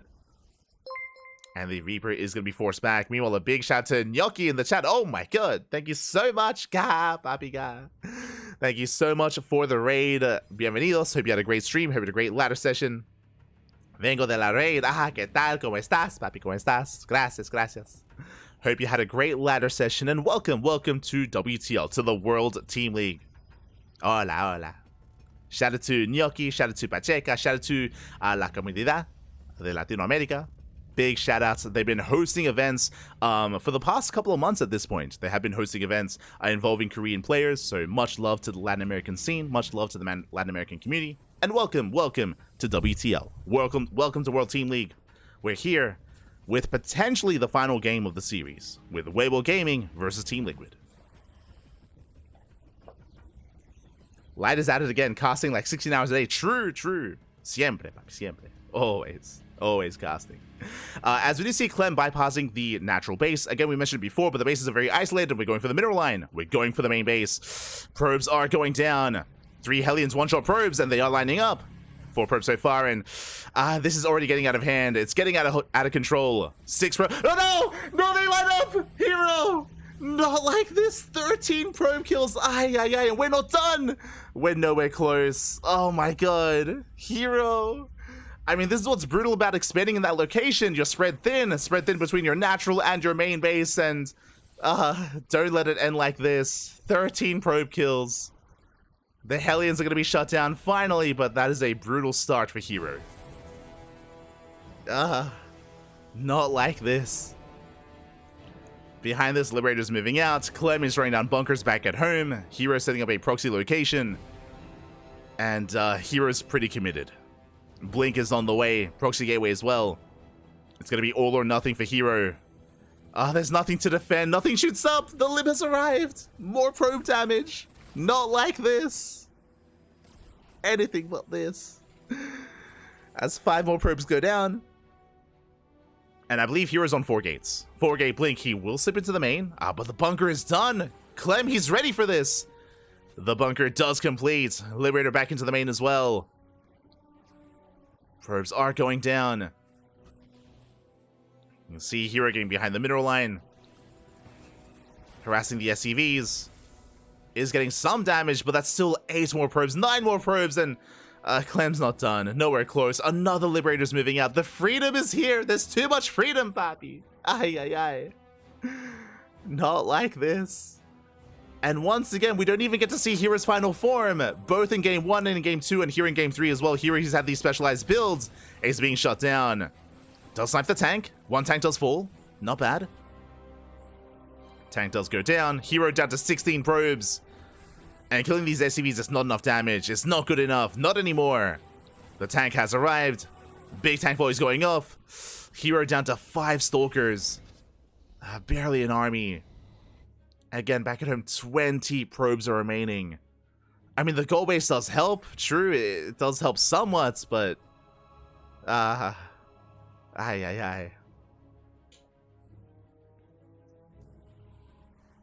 This is not quite how I wanted the story to end. As Clem, he's looking quite stable, getting up to 41 workers. Stim is on the way. Extra maxes as well. We see Hero trying to gain some value. Does manage to get a couple of Marines. Handful of Marines do go down. But as the tank count increases, the less damage the Hero can really deal. As he still has some potential here. And he doesn't want to tap out. Not here. Not when his team's tournament life is on the line. We mentioned before, one loss and Weibo Gaming, they're out of it. This is their last chance. Hero behind this, going into a Templar Archives, working towards Storm, working towards Archons. More reinforcements have arrived. I mean, again, Stalkers have a lot of micro potential, and, I mean, who better than Hero to control them? But against a wall of tanks, like, what can we do? He's going for Stim!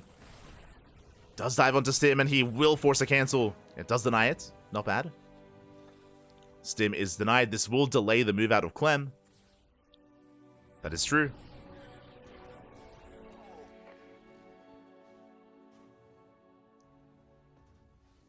The move out is denied. You can see here he's not looking comfortable. He's not looking happy on cams. I don't blame him. Right now we're running on hopium. Maybe it's more copium than hopium, but you know what I mean.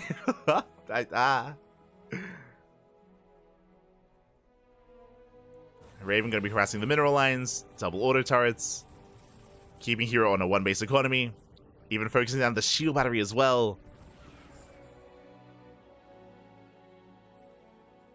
Hero has started Storm, and I mean, there's a chance, there's a world where maybe if Hero can land the perfect storms, he can take a fight. But Storm just started, and Clem is about to break out. And we get the salvage on the bunker. Clem expanding, taking a third base. Not moving out yet. Stim is still not done. Remember, it was heavily delayed. Decent pickoffs by Hero, catching a Marauder. Not yet losing a Stalker. Oh, I spoke too soon. One Stalker goes down.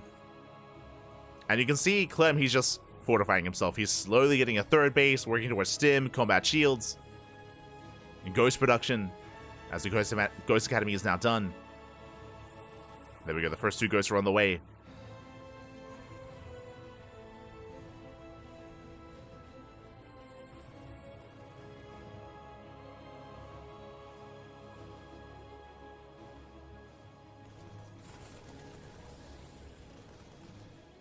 And things are looking quite bleak here for Hero. If Clem had gone for an all-in, then maybe there was a chance for Hero to catch Clem off guard, but Clem is being so safe and so secure, just establishing himself on 3 bases, now getting a 4th, not taking any chances, not taking any risks. He's not like going for a doom drop or anything crazy like that. Clem just playing safe.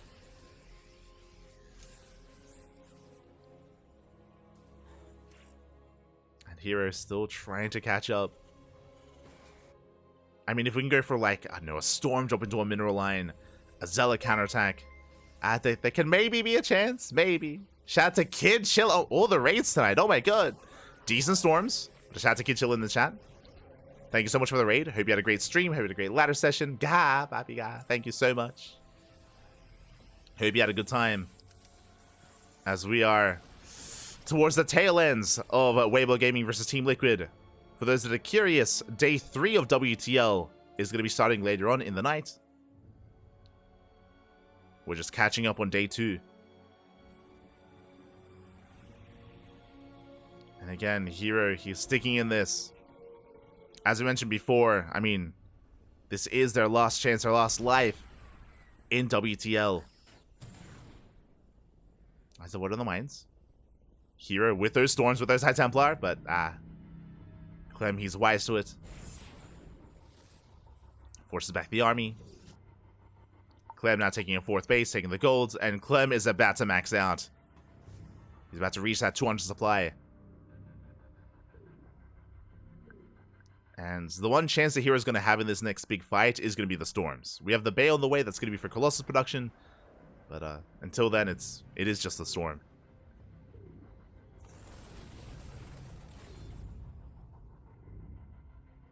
Oh, our viewers. Made the biggest storm of my life, but it had to. It's all good, Kid Chill. It's all good. We've all been there, Pappy. We've all been there. It's okay. It's okay. You'll get back the MMR tomorrow, I'm sure. It's all good. You'll get it back. We always do.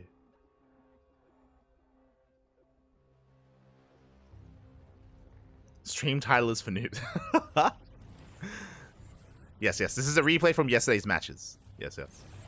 As we do see Clem, he goes for a big counterattack, hits the goal base. Hero out of position. First disruptor has arrived. As we do go for the Prism, and big storms do connect. But it's going to cost us the Prism and both High Templar. Despite the storms, despite catching so many medevacs, Clem, he's still maxed. He's still maxed out.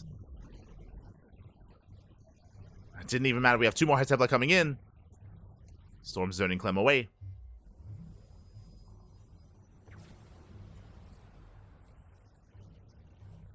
He's going to be zoned. Clem backing off. Hero's still trying to stabilize, not just with disruptors, now Colossus on the way as well. Extend the Lance. I mean, Hero, he's slowly catching back up.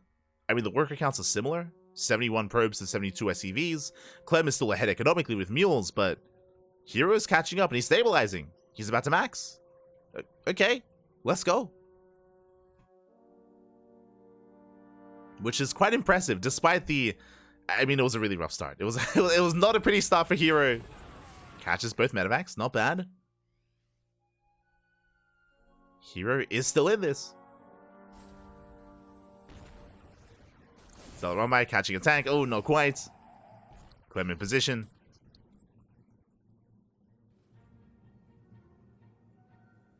Hero's going to be building up to a comparable army. But I will say that Clem's army quality, the kind of army that he's working with, the composition, is still greater. He's got Ghosts, he's got Liberators now on the way. Advanced Ballistics in production as well. Going for Liberator range. +2 ship weapons. You know, Clem is reaching his final form, and Hero's not quite there yet. As the Lib count gets higher, typically the Protoss does work towards Sky Toss. But Hero doesn't really have the economy to sustain that. He's going to be stuck with a Ground Toss army instead.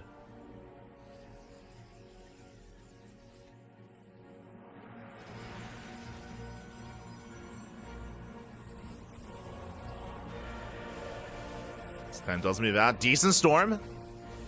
Not bad. High Templar get called out. Archon forced to morph in. Liberation has arrived. Clem is slowly pushing forward.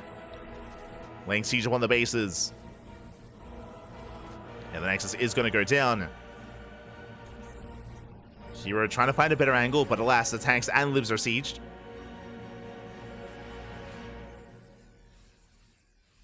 Clem's still looking for a way in.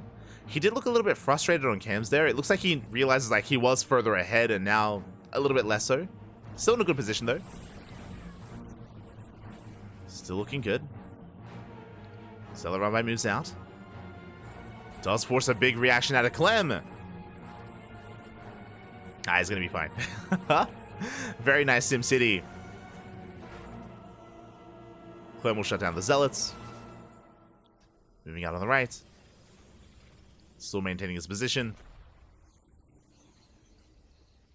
Hero instead going to be incorporating those Dark Shrine, or those DTs. Dark Shrine is on the way.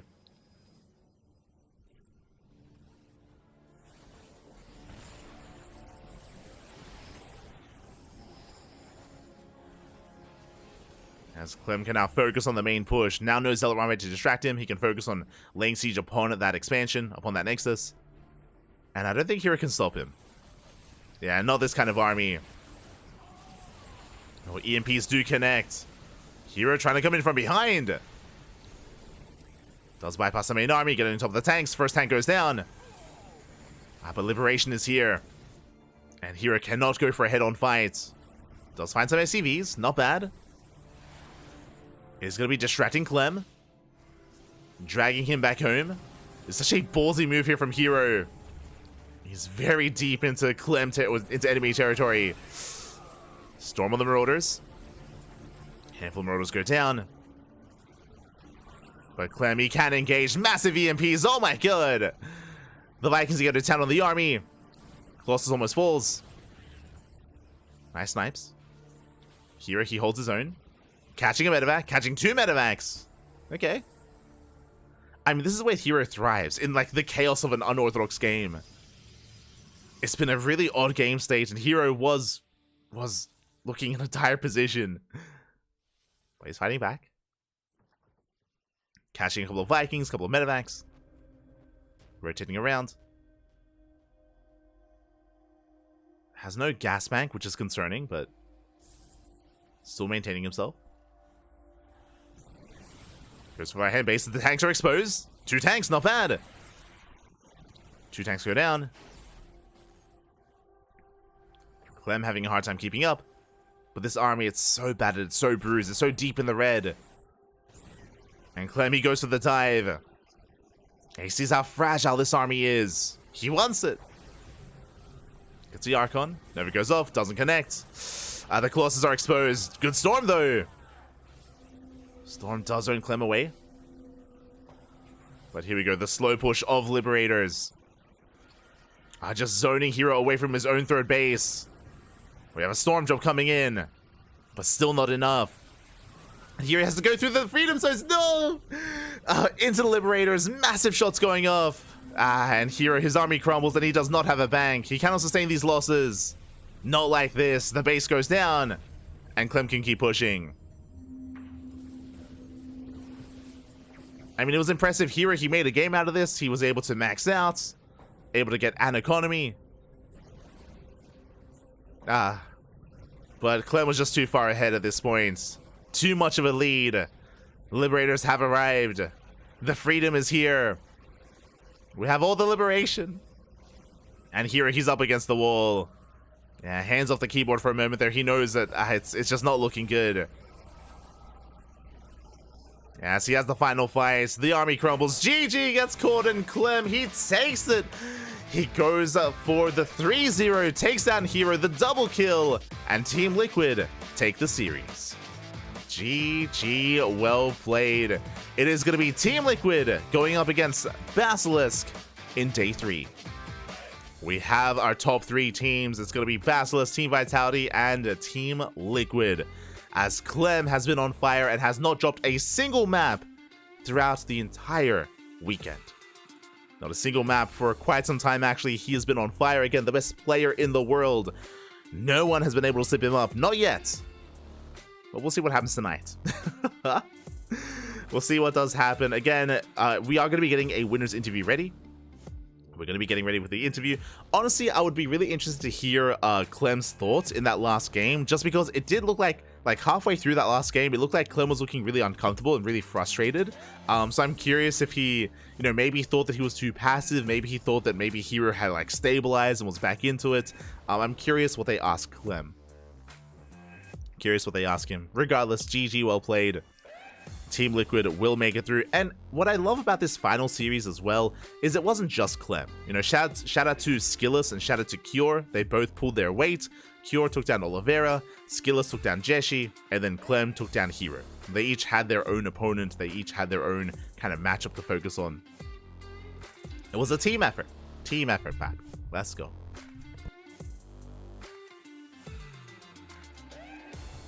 Clem carrying TL single-handedly. That's not true. That was the case earlier. So Clem did all-kill Psystorm Gaming. Or Psystorm Na'Vi. Clem, he straight up all-killed the team. But again, specifically this series, this matchup was, again, more of a team effort, which I do appreciate.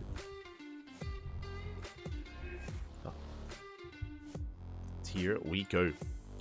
But yeah, it looks like we're just getting ready for that interview. Un momento. Shout out to F91 and F91 and XY for casting in Chinese. Just getting that Zoom call ready. And when it comes to day 3 of WTL, that is scheduled to begin in 50 minutes, in just under 1 hour. So we're a little bit fast. I was cutting the breaks. I was cutting the breaks short and rushing through some of the dead time and dead space. So I was able to shave off a good amount of time. I was able to shave off 50 minutes. Oh, here we go. 好的，各位亲爱的观众朋友们，欢迎回来。那 TL 战队又下一城，已经杀入到明天最后一天的比赛了。我们又要采访 Clem 选手了，来跟他连线一下吧。Hello Clem， 又要采访你了。你这几天的表现真的是太让我们惊讶了，也太让我们感觉到惊喜了。其实我们知道你之前说 EWC 回来之后就去度假了。你在这一次开始前有没有想到过 WTL 季后赛的状态这2天会如此之好？ Welcome back, Clem, for our interview again and again. We were so impressed that, man, what can I say, 2 days, 0 loss. Yet you mentioned you took a break after the EWC. Did you see you were this good coming after, after yesterday? Well, I was slightly worried coming into this season that I wouldn't feel 100% comfortable after taking a break for like a week or 2. So I was a little bit worried about that. But yeah, after yesterday, I was like, okay, I guess I still got it for now. And coming into today, I did feel a little bit less comfortable than I did yesterday playing today. So I was also slightly worried about that, but as the day went and as I was getting warmed up, then I started feeling more and more comfortable. 休假之后，我其实还是有一点点担心自己的状态，我不是很确定。那么昨天一开始，我可能也没有觉得自己有这么有信心，但是打到后面越来越好。其实今天开始，我也怀疑自己可能没有昨天那种状态那么好，但是打到后面手热起来了，我觉得状态又回来了，没有问题。 希望你的好状态可以保持到我们明天总决赛的结束。那么在之前 EWC 的总决赛的时候，其实我们和 Hero 当时一起在看你的比赛。Hero 说，在今年的亚特兰大战之后，他就感觉你整个人进阶了2个阶段，飞速的进步。你可以跟我们分享一下，是什么让你在亚特兰大战之后如此快速的进步的呢？ I watched EWC with Hero, and he mentioned that you have evolved like not 1 but 2 levels higher after Atlanta. So what happened on you making this evolution? I think going to Korea right before EWC helped a lot. Got some good practice there and lots of practice as well. So I think it's just probably just that, going to Korea for a month, practicing a lot and getting ready for WC and yeah, probably just that. 我觉得最大的帮助可能是韩国之旅吧，在韩国那段时间里确实是练了不少，而且我觉得应该是在那段时间里面的练习使我进步飞快。韩国的一个线下训练果然对于 Clem 有很大的一个提升。那你带领着你的队伍已经要杀到明天的总决赛了。那明天总决赛会遇上 Sarah， 会遇上雷诺。雷诺在之前的 EWC 里面应该是唯一一个拿过你2分的选手。做好明天应对他们的准备了吗？ Tomorrow you'll be in the finals and you'll be facing Sarah and Raynor again. So especially Raynor, who took 2 scores from you in the EWC. Are you ready for this? Yeah, of course I'm ready. I'm gonna try to be cleaner than at EWC against Raynor, and then do the same performance that I did against Cyril, and then we should be good. But it's gonna be a really hard match, of course. And hopefully we take it. But yeah, I think it's gonna be close, and yeah, it's gonna be good. 我当然是准备好了，我觉得这时候正好是可以一雪 EWC 的就是种种小失利啊，希望能够拿下雷诺也是，然后再次战胜 Cyril 啊，我觉得明天可能会比较难，但是有希望，我们还是很乐观，可以拿下他们。好的，那明天的比赛一定会非常的精彩，也是希望 Clem 选手好好休息，明天继续有出色的这个发挥跟表现。那我们明天再见了 ，Clem， 恭喜获得胜利。Okay, so take a good rest and good luck in tomorrow's game. Thank you, thank you. Thank you，拜拜。 Bye bye. 好的，那我们今天所有的比赛到这里就告一段落了，也是要带大家来回顾一下我们今天的一个晋级情况。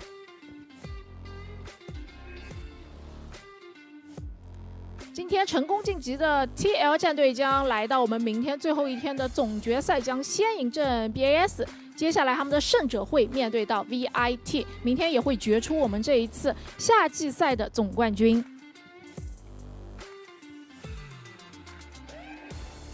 好的，精彩的比赛明天将为大家继续带来。那我们明天同一时间在直播间不见不散哦！大家晚安，明天见。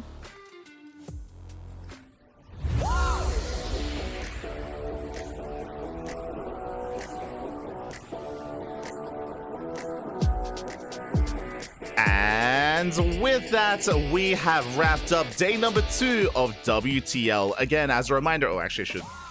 Good.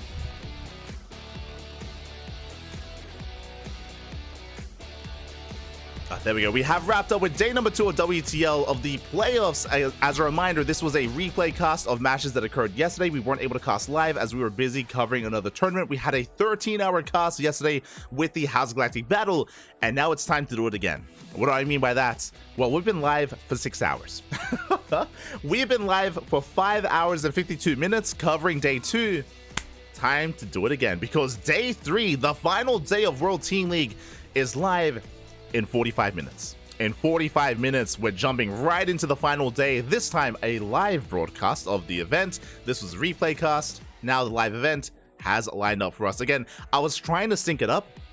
When we finish covering day 2 just before day 3. And I almost synced it up. Almost. 45 minutes off. A little bit off. a little bit. Which means we have some downtime. We have 45 minutes where we can take a break. I can get some breakfast.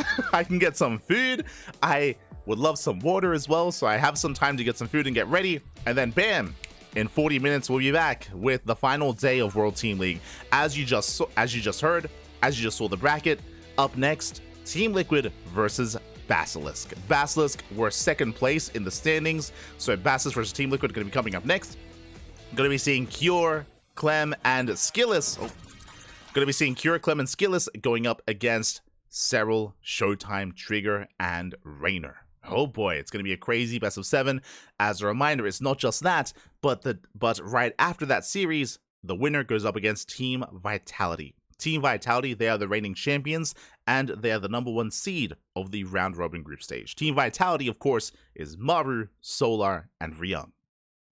Oh boy. So, yeah, 2 more best of 7s up ahead of us. Most likely going to be another 6 hours. So, 12-hour cast, 2 days in a row. That's just how we do here on the CranKy Ducklings. Oh, that's just how we do. I'm gonna die.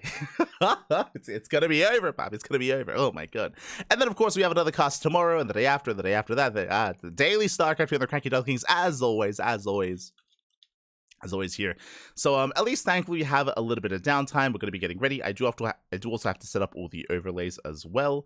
And change the title to day number 3 as we are about to kick things off.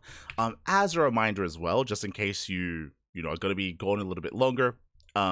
Before we dive into Team Liquid versus Basilisk, there is going to be a show match. If you've been here from the start of the broadcast, you would know there is an SC Evo show match, an SC Evo mod show match that we're going to be featuring first.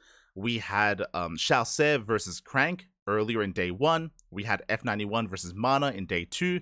And day 3 is going to be CranKy versus Mana. CranKy versus Mana in a best of 3 in SC Evo. In the SC Evo mod, which is a combination and an amalgamation of Brood War and StarCraft 2.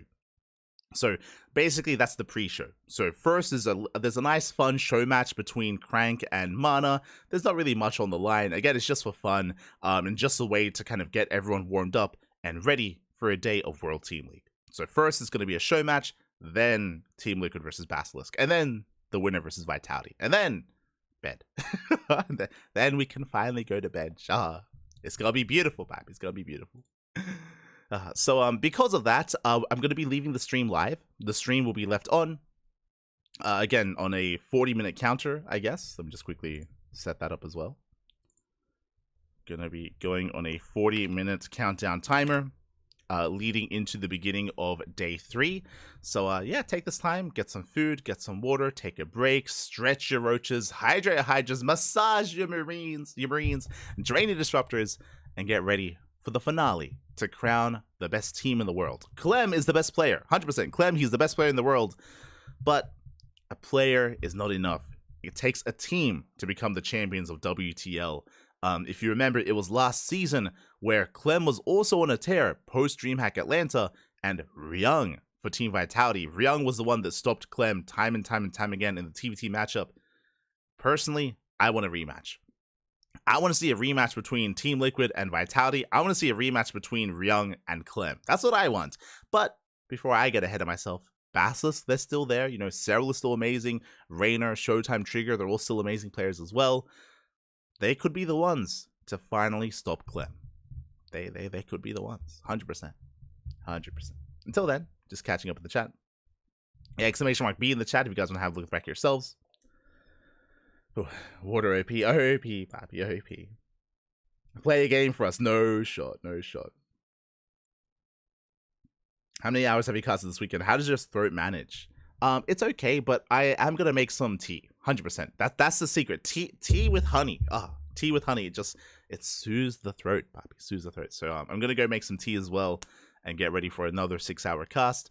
So yeah, until then, thanks to everyone for watching. Thanks everyone for the support. We do appreciate it. Again, we're going to be going on a 40-minute break, and then the finale. The finale, Pappy. See you guys soon.